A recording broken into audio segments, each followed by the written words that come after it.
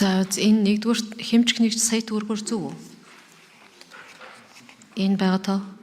Хоёрдугаарт нөгөө ажлын хэсэг үдсэн гэд хассан гэд яригадаад байна шүү дээ. Тэгэд энэ анхны хувилбар орж ирсэн юм шиг байх юм.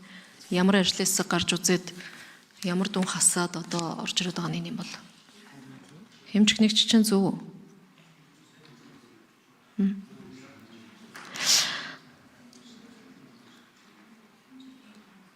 61-ийн эхнийд 240 тэрбум 231 сая болох гэдэг шүү дээ. Сая төгрөгөөр гэхээр за тийм байлгүй дээ.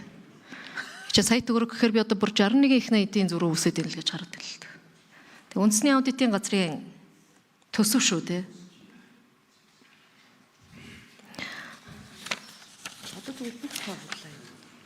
За энэ дээр эд тогшил урсгал зардлын төлөвлөгөө 151 дахин.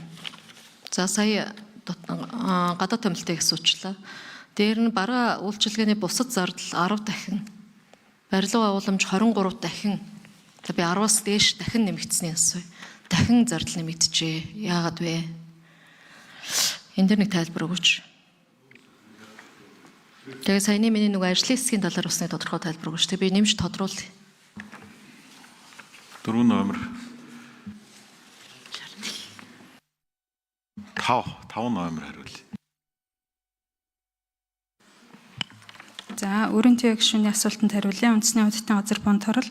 За нэмэгдэж байгаа зардлуудтай холбоотой зүйл дээр бид нэр энэ бараа ажил үйлчилгээний зардал дээр бид бүгдийн хувьд энэ сургуульд хичээл үйлдвэрлэлийн зардлууд дээр бас нэлээд өмнөх жилүүдээс бол нэмэгдсэн байгаа. Энэ бол төрийн аудитын байгууллагын нийт албан агчдыг сургах шинэ одоо стандартыг нэвтрүүлэхтэй холбоотой.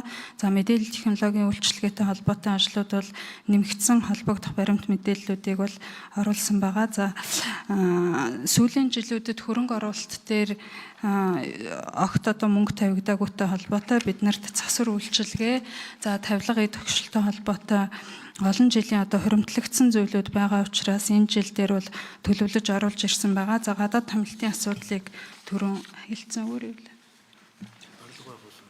Барилга байгууламжийн хувьд бол ерөнхий аудитор түрүүн хэлсэн 2 аймаг дээр барилгатай, за бусад аймагуд дээр бол шат дараатай арга хэмжээ авъя гэд жишг нэг маягийн зураг зурулсан. За энэ зургийнхаа хүрээнд газартай бүх одоо бэлтгэл ажлууд нь бэлэн болсон 2 аймгийн зураг төсөв тохируулаад одоо төсөвт суулгаж оруулж ирсэн байгаа.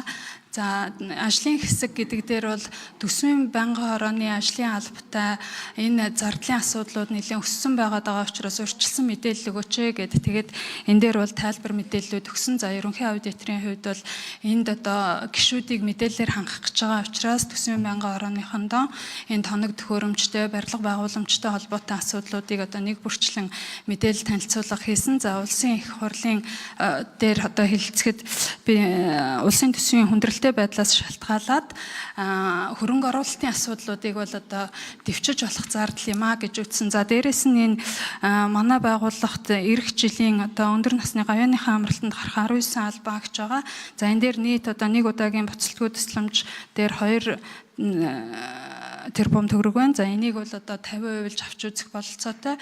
За оны эцсээр ихэнх хүмүүс нь одоо гавьяаныхаа амралтанд гардаг. Зарим нэг хүмүүс нь нөгөө тэтгэврийн шинжилтэй холбоотой хугацаанууд ухрах байх. Тийм учраас одоо дараа он руу 50% шилжүүлж авч үзээч гэх мэтээр одоо асуудлуудыг бол хэлцэн ярилцаж мэдээлэл солилцсон байгаа.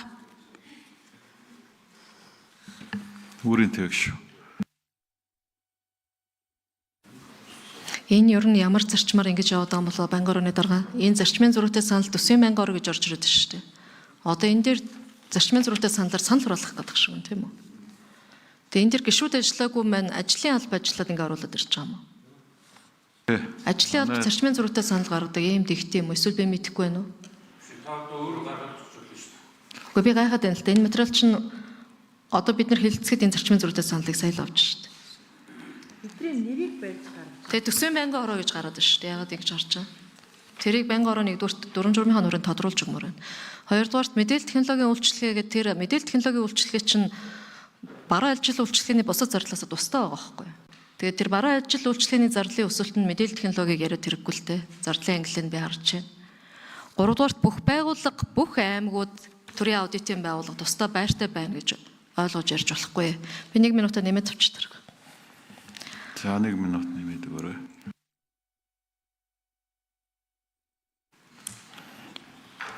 Төрийн албанд ч одоо би ч бас өөрөө төрийн албаагч байсан л та.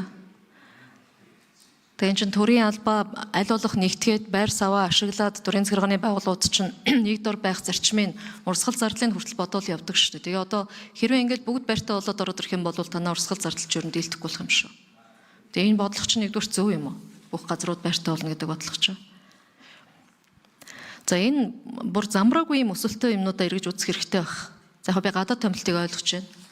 Гадна олон одоо гадаад харилцаатай холбоотой гадаад харилцааны нэгжүүдээ үзэж харах юм байна. Яамны нэгжүүдээ үзэж харах юм байна гэж ойлголоо.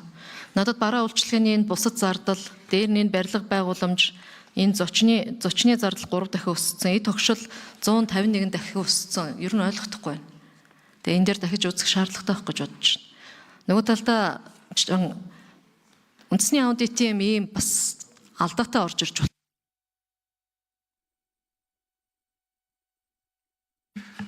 За энэ өөрийн төвийн гишүүний асуултанд тодруулга өгөхөд энэ 42 энэ чинь аудитын байгууллагын тухай төрийн аудитын тухай хууль нэг ийм заалт байдаг.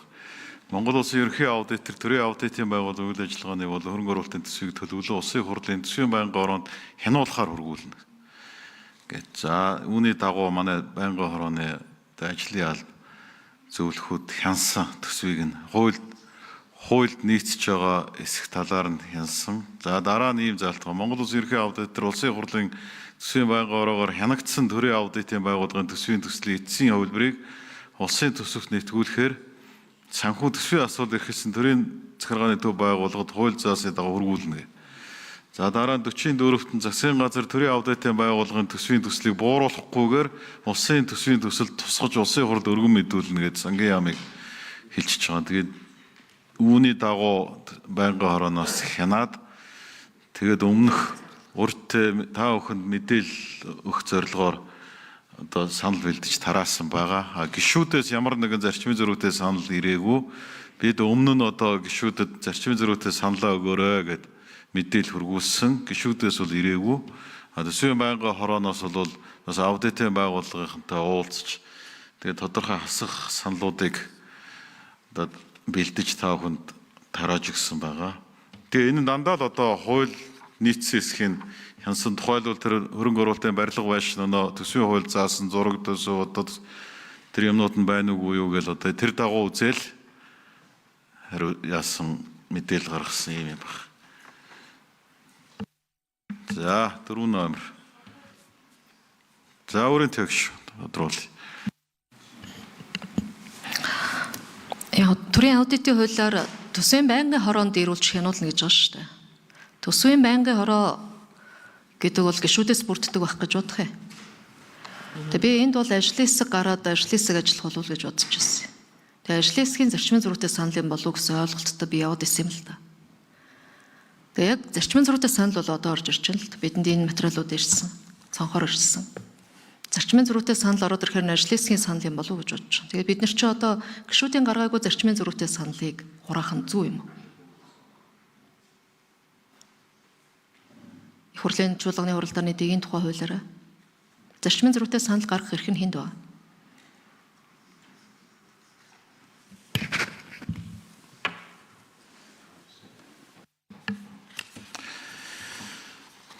За байнгын орооны ажлын албанаас төсвөд нь хяналт хийгээд хуульд нийцэх эсхийг нь үзээд төсвийн байнгын орооны даргад танилцуулаад ингээд энэ мэдээллийг та бүхэн тарааж хургуулсан байгаа. Гишүүдийг зарчмын зөрүүтэй санал гаргах, зарчмын зөрүүтэй саналаа өгөөрэй гэж бид нар ч урьдчилж мэдгдсэн шүү дээ. Тэгээ ямар ч гишүүнээс ирээгүй. Тийм учраас ажлын хэсэг байгуулагдаагүй.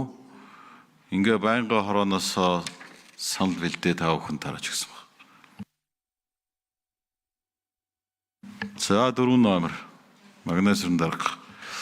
Өөрийн төвийн гишүүний асуултанд тодруулаад тэр нөгөө 150 дахин нэмэгдэнэ гэхээр энэ бол нөгөө өнгөрсөн жил бол 3.2 сая байсан юм. Одоо бид нар ч ямар ч тоног төхөөрөмж юу ч байхгүй 3.2 сая чинь нөгөө энэ жил нэг 450 гэхээр чи ингээд нөгөө нэг олон дахин нэмэгдсэн юм шиг ингээд харагдаад байгаа. Өнгөрсөн жилийн тодтголоор бид нар бол үндсэндээ бараг тэг болж ингэж бүх юм хасагдсан учраас энэ жил нэг бүх аймаг нийслэл 21 аймаг нийслэлтэйгээ нийлээд энэ компьютер, тоног төхөөрөмж, урт тусгагч, сканер, баримт устгагч, үдэгч гээд тэгээ нэг аймагуд дээр нэг 10-10 саяын нэг урсгал засвар масвар нийлээд ингээд 486.2 гэх нэг өнгөрсөн жилийн түн баг учраас энэ жил өсөлт нь их том харагдаад байгаа юм л да. Тийм учраас гişүүд бас энийг ойлгоод дэмжиж өгвөл бид бол зүгээр нөгөө нэн шаардлагатай юмнуудаа л оруулж ирж байгаа. Тэгээд ажлын албатаа тохироод үндсэндээ тэр нэг том юмнуудыг бол бид нар төвчж болно. Тэрэн дээр бол асуудал алах гээл тэгэл байгаа энэ үйл ажиллагаа явуулахад зайлшгүй шаардлагатай хэсэг юм дээр л.